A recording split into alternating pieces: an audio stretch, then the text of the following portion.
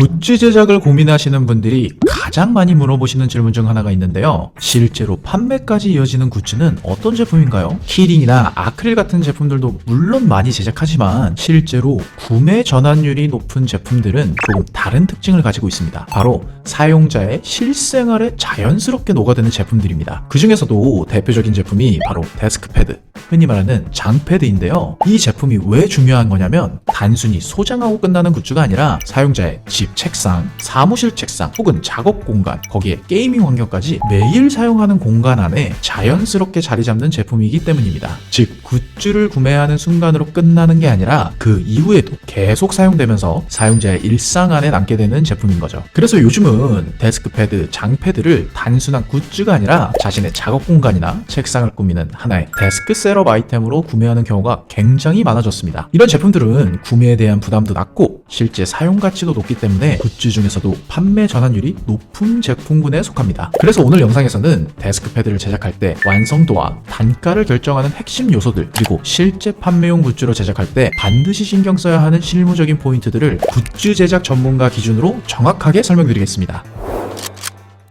데스크패드는 구조 자체는 비교적 단순합니다. 크게 보면 상단의 패브릭 레이어 그리고 하단의 고무 베이스 레이어, 이 두 가지로 구성되어 있습니다. 하지만 이 두 레이어의 품질에 따라 완성도 차이가 매우 크게 발생할 수 있어요. 상단의 패브릭 레이어는 단순히 디자인이 들어가는 표면이 아니라 실제로 마우스 움직임이 이루어지는 사용 인터페이스입니다. 패브릭 밀도가 너무 낮으면 표면이 거칠어지고 인쇄 선명도가 떨어지고 사용감도 저하됩니다. 반대로 표면이 지나치게 매끄러운 경우에는 마우스 움직임이 과하게 미끄러워지면서 정밀한 컨트롤이 어려워지는 경우도 있습니다. 그래서 적절한 밀도의 폴리에스터 패브릭을 사용하는 것이 매우 중요한데요. 특히 승하전사 인쇄를 적용할 경우 패브릭 밀도가 균일해야 컬러 표현이 선명하고 전체 디자인 품질이 안정적으로 유지됩니다. 그리고 실제 판매용 제품에서는 방수 처리 여부도 중요한 차이 요소입니다. 데스크패드는 사용하는 환경 특성상 책상 위에서 커피, 음료, 물 같은 액체가 닿을 가능성이 매우 높은 제품입니다. 이때 방수 처리가 되어 있지 않은 패브릭은 액체가 바로 원단 내부로 흡수되면서 오염이 발생하거나 얼룩이 남거나 심한 경우 내부 고무층까지 영향을 줄 수 있습니다. 그래서 판매용 굿즈나 고급형 제품의 경우 패브릭 표면에 발수 코팅 처리를 적용하는 경우가 많습니다. 이 발수 코팅은 액체가 원단 내부로 흡수되는 것을 늦추고 표면에서 물방울 형태로 맺히도록 만들어서 간단한 오염은 닦아내는 것만으로도 관리가 가능하도록 해주죠. 실제로 중요한 건 완전 방수 구조가 아니라 발수 처리 구조라는 점입니다. 왜냐하면 데스크패드는 승하전사 인쇄를 사용하기 때문에 표면 코팅이 과하게 두꺼우면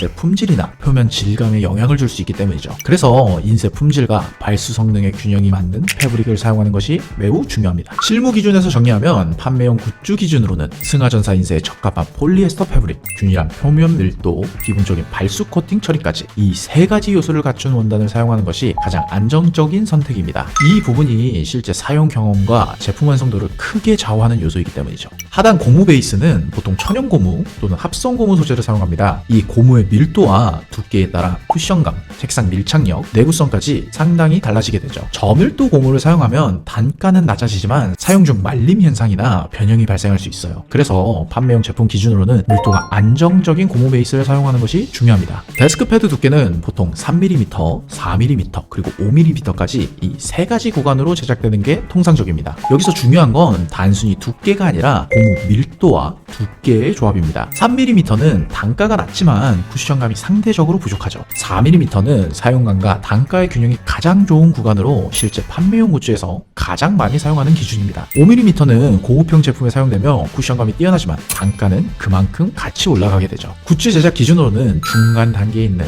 4mm를 가장 추천드립니다. 데스크패드는 거의 대부분 승하전사 방식으로 제작됩니다. 이 방식은 일반적인 인쇄처럼 표면에 잉크를 올리는 것이 아니라 염료를 열을 이용해 패브릭 내부로 침투시키는 방식입니다. 그래서 다음과 같은 장점이 있습니다. 첫 번째, 색상 도수의 한계가 적습니다. 두 번째, 표면 마찰에도 인쇄가 벗겨지지 않습니다. 세 번째, 장기간 사용해도 색 변형이 거의 없습니다. 그리고 중요한 건 이 공정이 원단 상태에서 먼저 진행된 후 고무 베이스와 합착되는 방식으로 생산된다는 점인데요. 즉 인쇄 품질과 합착 품질이 어느 정도냐에 따라서 제품 퀄리티가 결정되는 매우 중요한 요소인 거죠. 데스크패드는 가장자리 마감 방식에 따라 제품 내구성 구성이 크게 달라집니다. 그래서 보통은 오버로크 봉제 방식을 사용하는데, 오버로크 봉제는 패브릭과 고무를 함께 봉제하면서 가장자리 분리를 방지하는 역할을 해줍니다. 이 공정이 제대로 이루어지지 않으면 사용 중 가장자리 들뜸이나 층 분리가 발생할 수 있죠. 그래서 판매용 제품에서는 균일한 밀도의 오버로크 봉제 품질이 굉장히 중요한 요소입니다. 그리고 여기서 하나 더 알아두셔야 할 것이 인쇄 방식과 마감 스타일입니다. 데스크패드는 보통 인쇄와 오버로크의 순서에 따라 두 가지 제작 스타일로 나뉩니다. 가장 일반적인 방식은 재단,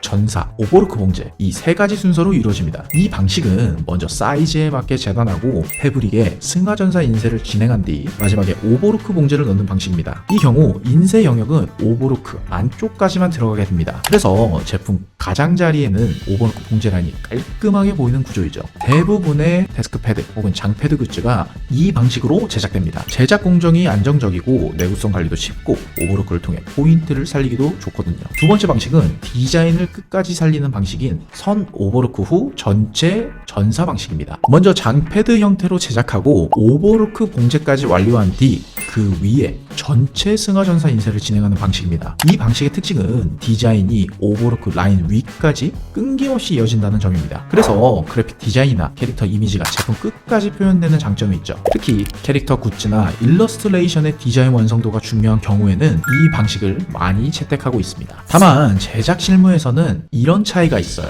두 번째 방식은 생산 공정이 조금 더 까다롭고 인쇄 세팅이 더 정밀해야 하며 불량률에 따른 단가도 약간 올라갈 수 있습니다. 그래서 일반 굿즈 제작에서는 기본 방식인 인쇄, 오버로크 구조가 가장 많이 사용됩니다. 하지만 디자인을 제품 끝까지 살리고 싶다면 오버로크까지 포함한 전체 인쇄 방식도 선택할 수 있다는 점을 알아두시면 좋겠습니다. 데스크패드 단가는 단순히 크기로만 결정되는 것이 아니라 다음 요소들의 조합으로 결정됩니다. 패브릭 원단, 고무 베이스 퀄리티, 승하전사 인쇄 공정비, 합착 공정비, 오버로크 봉제 공정비, 그리고 생산 수량까지. 특히 생산 수량이 중요한 이유는 초기 공정 세팅 비용이 있기 때문입니다. 그래서 일반적으로 500개 이상부터 단가가 안정화되는 구간에 들어갑니다.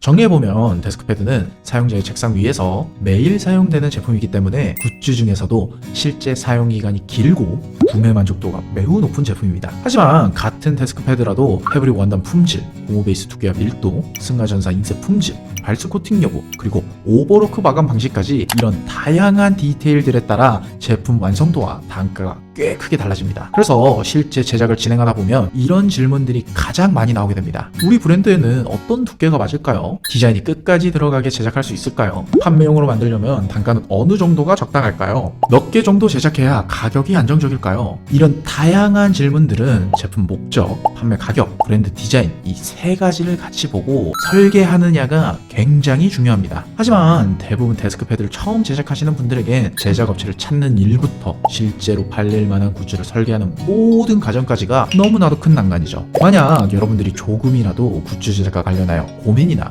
궁금한 게 있으시다면 영상 하단 고정 댓글에 있는 제작 문의 링크를 통해서 문의를 남겨주세요. 현업에서 매달 수십 가지 종류의 새로운 굿즈를 제작 납품하고 있는 굿즈 제작 전문가 저 굿즈맨이 여러분의 예상과 판매 목적에 맞춰서 어떤 소재와 사양으로 제작하는 게 가장 효율적인지 실무 기준으로 자세하게 안내드리겠습니다. 이번 영상도 여러분들에게 많은 도움이 되었길 바라면서요. 지금까지 굿즈 제작의 모든 건 굿즈맨이었습니다. 감사합니다.